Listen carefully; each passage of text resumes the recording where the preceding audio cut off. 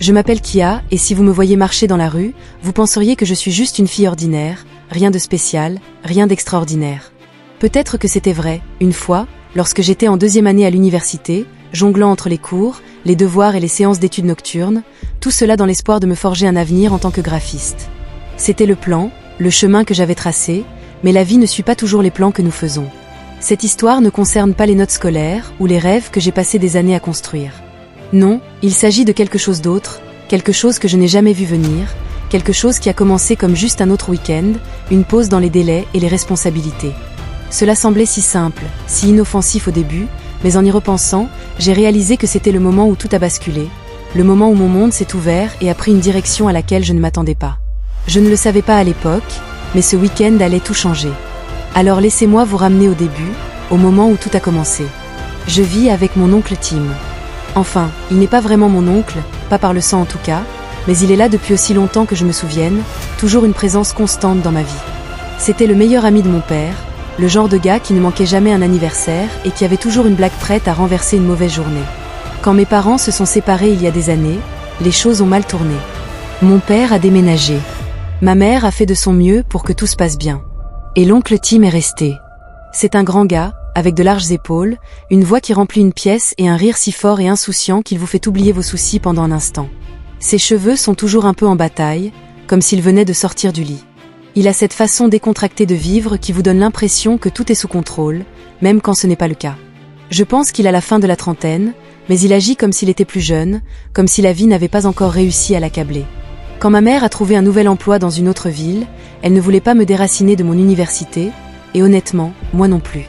C'est à ce moment-là que l'oncle Tim est intervenu, comme il le faisait toujours, et m'a proposé de rester avec lui. Ce n'était même pas une question pour lui, c'était aussi simple que ça. Tu resteras ici, pas de problème.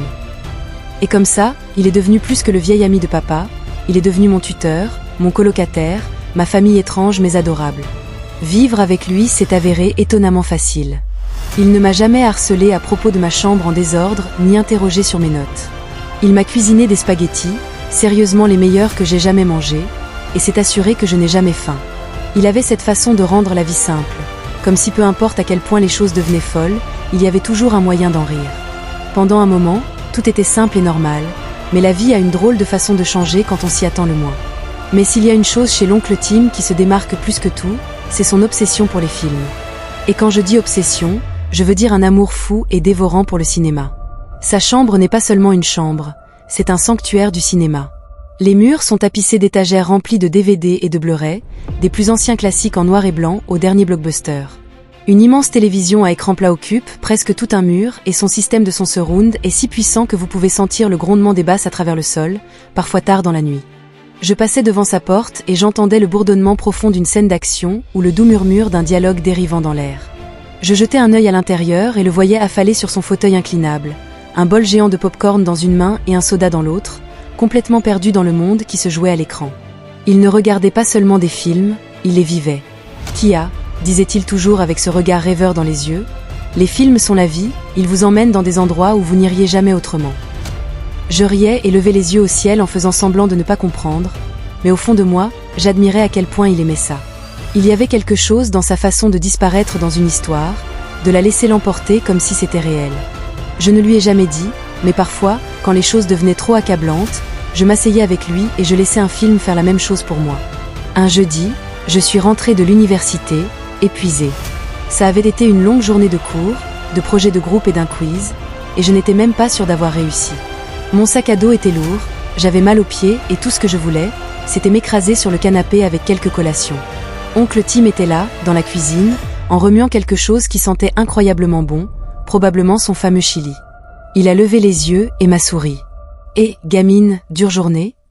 a-t-il demandé d'une voix chaleureuse et taquine. « Ouais », ai-je gémi en laissant tomber mon sac près de la porte. « L'université essaie de me tuer. » Il a ri. « Eh bien, tu es à la maison maintenant, le chili est presque prêt. »« J'en veux ?» ai-je hoché la tête, reconnaissante pour tout ce qui ne m'impliquait pas de trop bouger. Nous nous sommes assis à la table de la cuisine, en train de manger et de discuter de choses au hasard, de mes cours, de sa journée au garage ou le travail, comme d'habitude. Puis, sorti de nulle part, il s'est penché en arrière sur sa chaise et a dit « Et Kia, quand vas-tu regarder un film avec moi ?» J'ai choisi quelque chose de spécial, on pourrait en faire une soirée. J'ai haussé les épaules en ramassant une autre cuillerée de chili. Je ne sais pas, oncle Tim, je suis toujours si fatiguée, peut-être ce week-end. Ses yeux se sont illuminés comme si je venais de lui donner $1 million.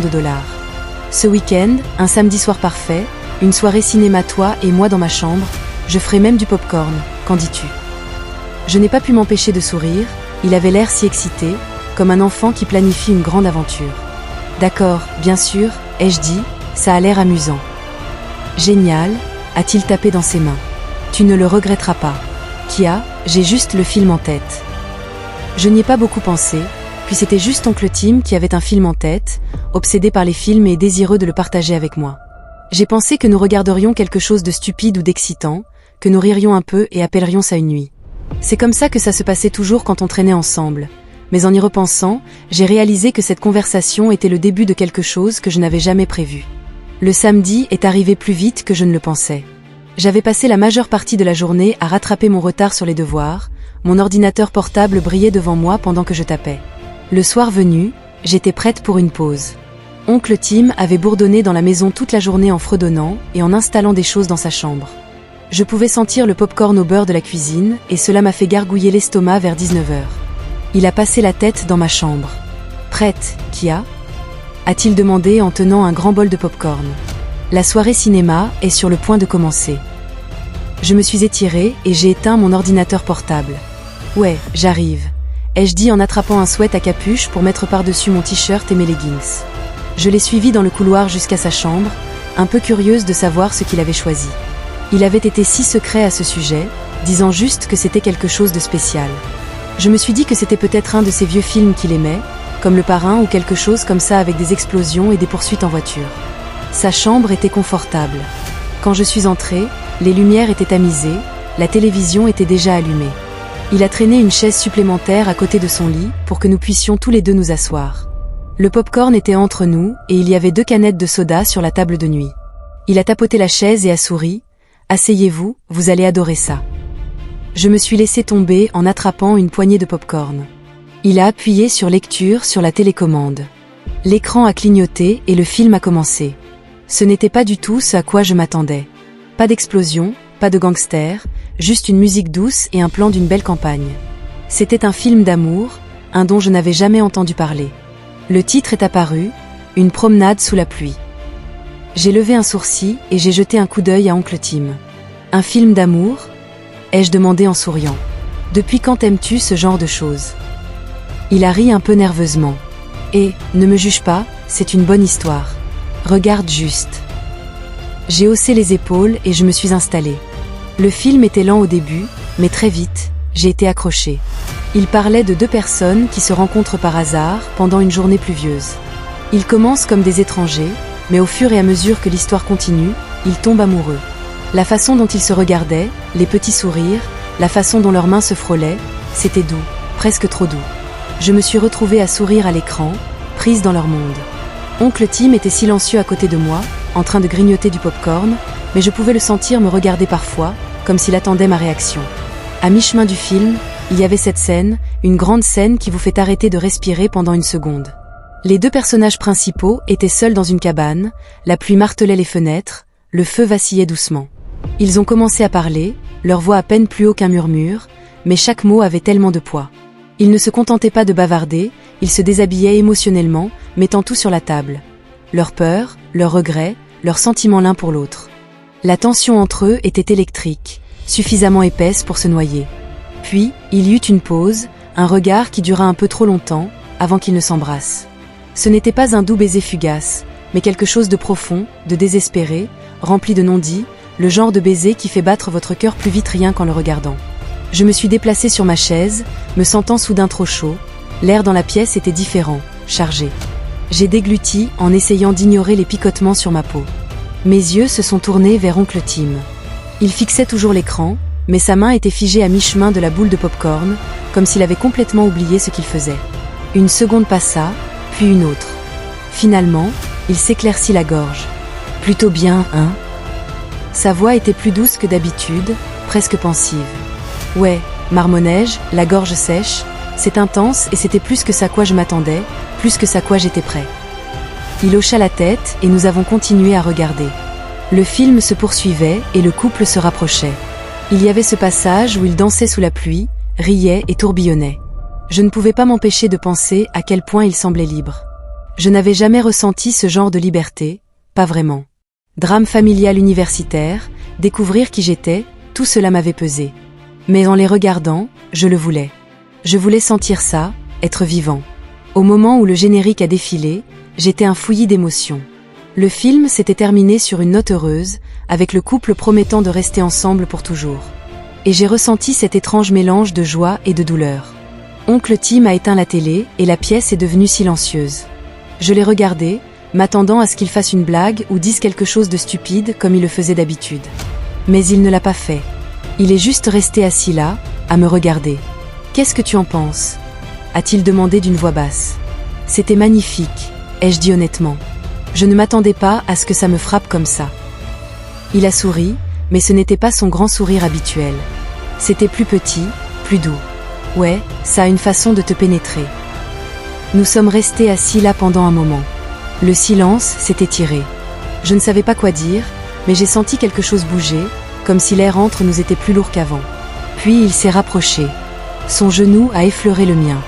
Mon cœur a bondi, petit, et je ne savais pas pourquoi. « Kia ?»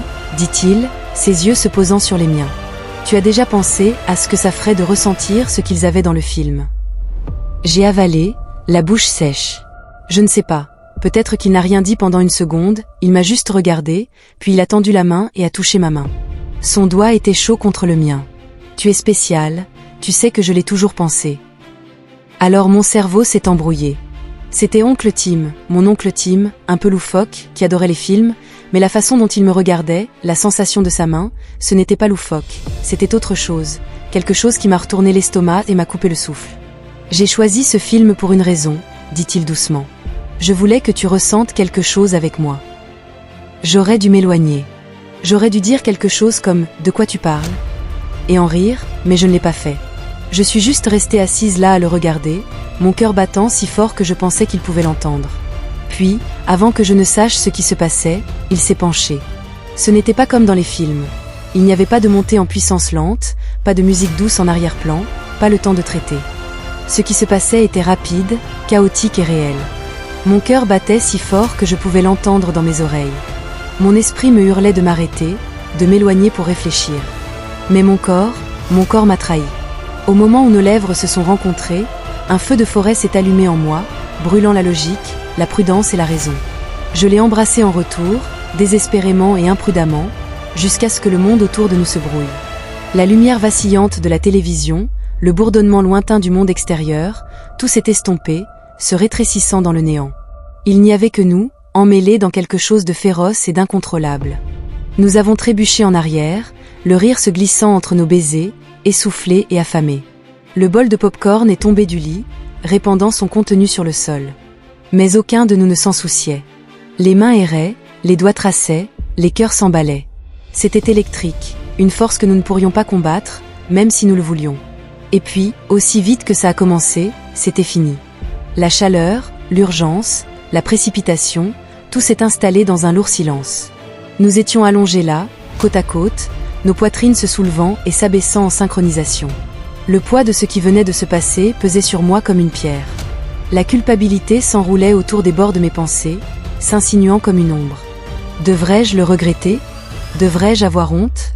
Mais sous l'incertitude, quelque chose d'autre pulsait, un frisson, une étincelle qui n'était pas là avant. Je tournais la tête pour le regarder, cherchant des réponses dans ses yeux, mais il ne fixait que le plafond, les lèvres entr'ouvertes, perdu dans sa propre tempête de pensées. Le silence s'étendit entre nous, épais et suffocant. Je voulais dire quelque chose pour en rire, faire comme si ça ne voulait rien dire, mais la vérité était que ça ne voulait rien dire et il n'y avait pas de retour en arrière maintenant. Nous ne pouvons le dire à personne, dit-il finalement, sa voix rauque. Ça reste entre nous, d'accord. J'ai hoché la tête, la gorge serrée. D'accord. Et c'était tout, ou du moins c'est ce que nous nous sommes dit. Nous avons nettoyé le pop-corn renversé, redressé les couvertures et sommes retournés à la routine de nos vies comme si de rien n'était.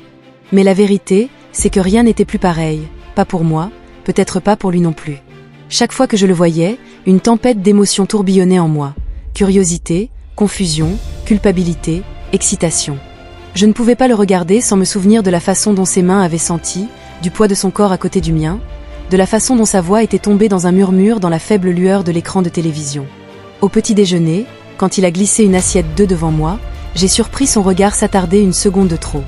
Quand il a ri de quelque chose à la télévision, j'ai remarqué le changement dans sa voix, plus douce, plus prudente, comme s'il attendait quelque chose. La nuit, quand j'étais allongée dans mon lit à regarder le plafond, mon esprit repassait ce moment encore et encore, le tordant, le disséquant, essayant de donner un sens à ce qu'il signifiait. Était-ce une erreur? Un choix? Une porte que nous avions ouverte qui ne pourrait jamais être fermée? Le silence entre nous n'était pas vide. Il était lourd, épais de mots non dits, des questions qu'aucun de nous n'osait poser. Nous n'en avons pas parlé, ne l'avons pas reconnu, mais c'était là, suspendu dans l'air comme la scène finale d'un film qui ne s'efface jamais. Et le pire, c'est que je ne savais plus qui j'étais, la fille que j'avais été, l'étudiante, la nièce, la fille ordinaire essayant juste de comprendre la vie. Je me sentais comme une étrangère.